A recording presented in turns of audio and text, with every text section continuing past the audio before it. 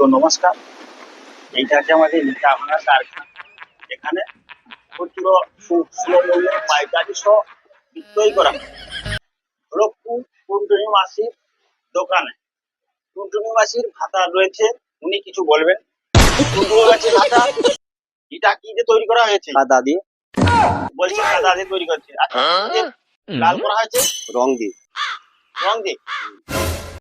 রং দিয়ে কি লাল করা হয়? হ্যাঁ, হবে। হ্যাঁ, শক্ত করা কি দিয়ে হয়েছে?